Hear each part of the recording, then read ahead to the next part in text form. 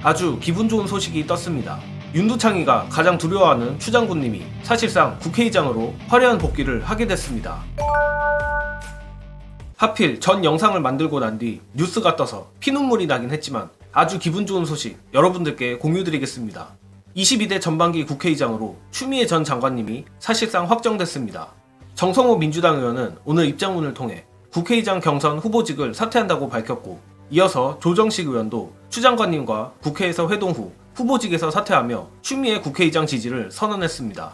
조정식 의원은 기자회견에서 민주당이 주도하는 개혁 국회가 돼야 한다는 점에 대해서 서로 깊이 공감을 했다며, 민주당이 대동단결해서 이런 총선 민심을 실현하는 개혁 국회를 위해 제가 마중물이 되고자 이번 전반기 국회의장 후보직을 사퇴하고자 한다고 했습니다.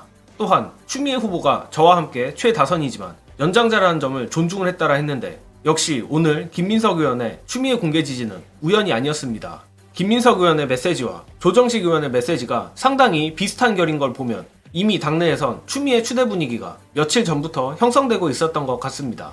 아니나 다를까 오늘자 중앙일보 단독으로도 재밌는 기사가 나왔는데, 박찬대 원내대표가 지난 5일엔 조정식 의원을, 6일엔 정성호 의원을 만나 제가 원내대표로 당선됐는데 국회의장까지 친명이면 친명일색이라는 비판을 받을 수 있지 않겠나라며 설득을 했다고 합니다.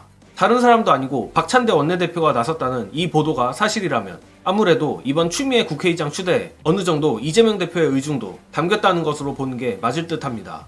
역시 이재명 대표가 당원들과 민주진보 시민들의 열망이 단순한 개파가 아니라 검찰 독재 타도에 있다는 것을 정확하게 캐치하신 것 같습니다. 이로써 윤석열의 최대천적인 추미애 장군님이 국회의 수장이자 국가의전서열 2위로 화려한 부활을 하게 된 셈인데, 즉 윤석열로선 최악의 상황이 도래했습니다. 가뜩이나 추미애 장군님이라면 앵무새 같은 협치 소리도 하지 않을 것이고 눈치 보지 않고 개혁 입법들을 능히 직권상정할 인물이라 윤두창의 거부권 남발은 더 심해질 것이며 국민의힘 내 동요 가능성도 올라갈 것이라 봅니다.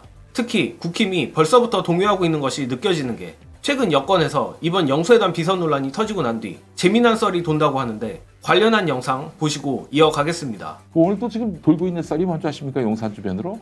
지금 윤석열, 이재명이 지금 사실상 손잡고 협치하고 있다. 굉장히 좀 유력하게 돌고 있다고 그러는데, 이재명 대표는 무관해 보입니다.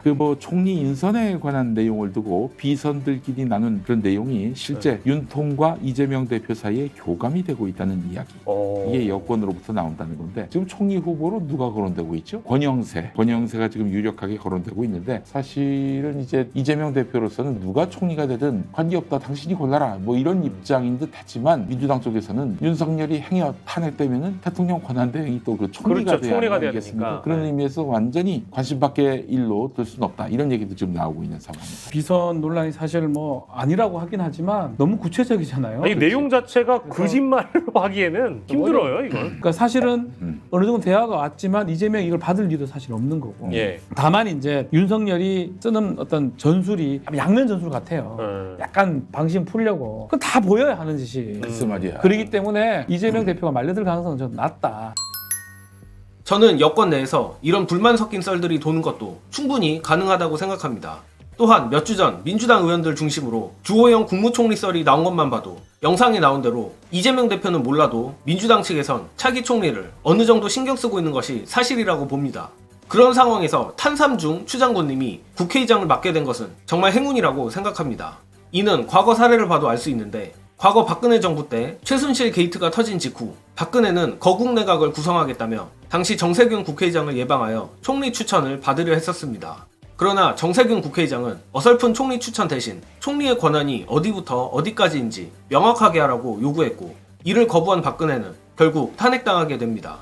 즉 혹여나 그때 같은 상황이 왔는데 국회의장이 애매하게 헬렐레 총리를 추천해버리면 모든 게 물거품이 돼버릴 수도 있는 겁니다. 그러나 추미애 국회의장이라면 용산의 마지막 양도구역 궁여지책에도 속지 않고 강단 있게 밀어붙이리라 확신할 수 있습니다. 민주당이 정말 당원들의 열망을 신경 쓰고 있다는 게 보여 아주 효능감이 느껴지는데, 민주당이 계속 지금처럼만 해주길 바랍니다. 이번 영상은 여기까지 하겠습니다. 시청해주신 여러분 감사합니다.